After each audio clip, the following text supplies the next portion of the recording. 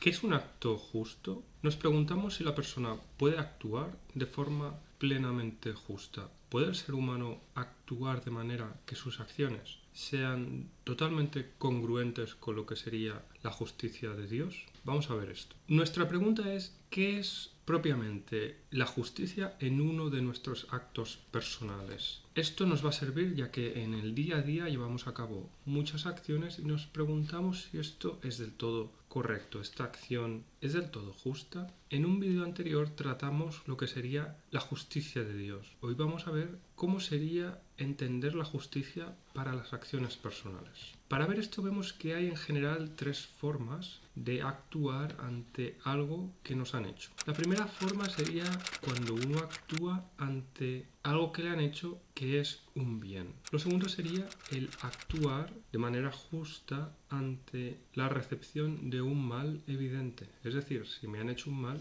¿cómo actuar de forma justa? La tercera sería cómo actuar de forma justa ante la recepción de un mal no evidente, un mal camuflado. Para ver esto vamos a ver la relación entre tres ocasiones de la Biblia que parecen injustas contrapuestas con las tres ocasiones que sí parecen justas. Las tres ocasiones injustas sería cuando Judas besa la mejilla de Jesús, cuando Pedro niega a Jesús al ser acusado, cuando se abofetea a Jesús ante Anás, en la escritura de los 10 mandamientos por Dios, al caer el diluvio universal y cuando la mujer de Lot se transforma en estatua de sal por mirar atrás. Entonces, ante el primer caso, nos preguntamos si recibimos un bien, ¿cómo actuar de forma justa? ¿Cómo, de alguna forma, corresponder ante ello? Aquí vamos a ver el caso de cuando Judas besa a Jesús. Así se nos dice en Mateo 26, Judas ya les había dicho, al que yo bese, ese es Jesús, arréstenlo. Ante esto vemos que gran parte de lo que hace que un acto sea bueno o malo, de hecho es la intención del acto. De esta forma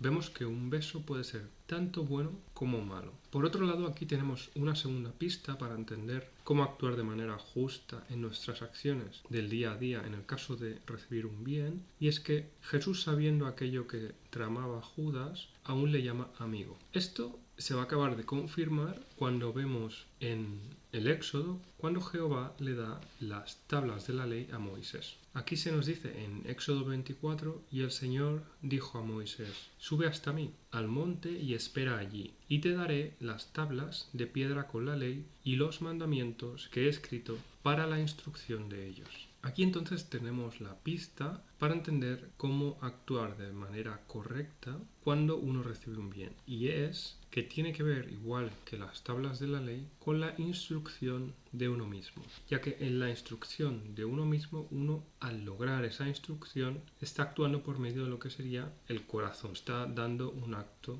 de forma que es íntegro consigo mismo. Esto sería entonces la conclusión de cómo nosotros vamos a actuar cuando recibamos un bien, y es que vamos a corresponder con aquello que surja de nuestro corazón como bueno. Vamos a ser entonces honestos con respecto a lo que sentimos como el bien, sin una pretensión externa, sin un querer aparentar. Nos podemos preguntar si este tipo de conclusión nos va a servir entonces para responder el segundo caso, donde nos preguntábamos cómo actuar de forma justa cuando recibimos un mal que es evidente. Para ver la respuesta a esto vamos a tomar el momento en que Jesús le pegan en casa de Anás, y para eso vemos que en Juan 18 se nos dice, el sumo sacerdote interrogó a Jesús sobre sus discípulos y su doctrina. Jesús le respondió, ¿por qué me preguntas? Pregunta a los que me han oído lo que he hablado. Apenas dijo esto, uno de los guardias que allí estaba dio una bofetada a Jesús. Jesús le respondió, si he hablado mal, declara lo que está mal, pero si he hablado bien, ¿por qué me pegas? Esto nos muestra que ante un mal evidente, como es el hecho de que a uno le peguen, Jesús retorna aquí una pregunta. Se sirve de esa ocasión para generar una oportunidad para profundizar en los motivos, por lo tanto, del corazón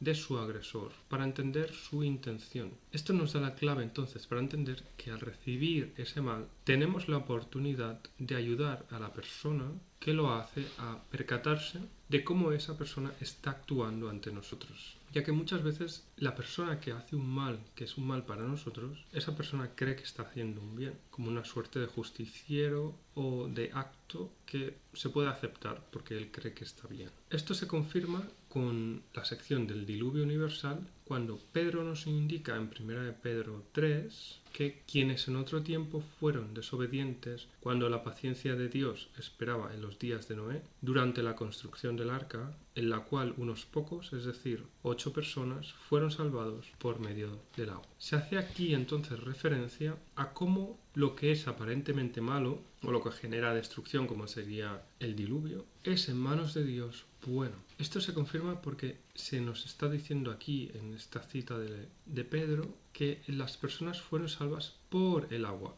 No se dice que fueron salvadas de las aguas. Por lo tanto, esto entonces nos confirma que vamos a entrar a este conocimiento de cómo actuar bien ante un mal evidente al reconocer que ese mal nos va a servir si lo entendemos como una forma de subirnos a un arca o subirnos a una forma de conocimiento más elevado para evitar, por lo tanto, esa situación donde estábamos antes. Si vemos que esto quizás es así ante un mal evidente, ¿qué pasaría entonces con un mal no evidente, con un mal que está camuflado y que me está confundiendo? La respuesta a esto lo vemos en Lucas 22, cuando Jesús le dice a Pedro: hoy mismo, antes de que el gallo cante, me negarás 3 veces. Aquí vemos cómo Jesús le indica a Pedro previamente que Pedro le negaría 3 veces. Esto significa que Jesús está dándole a Pedro un conocimiento, le está adelantando algo sobre él mismo. Esto es la pista para entender que muchas veces un acto negativo velado lo es también para aquella persona que comete el acto. Esto se acaba de confirmar en Génesis 19, cuando se habla de la mujer de Lot y se nos dice que entonces la mujer de Lot miró atrás a espaldas de él y se volvió estatua de sal. Esto lo hace la mujer de Lot incluso cuando ellos habían sido avisados de que no mirasen atrás al salir de la ciudad. Por lo tanto, a veces ese acto que la persona está llevando a cabo de forma velada, de forma oculta,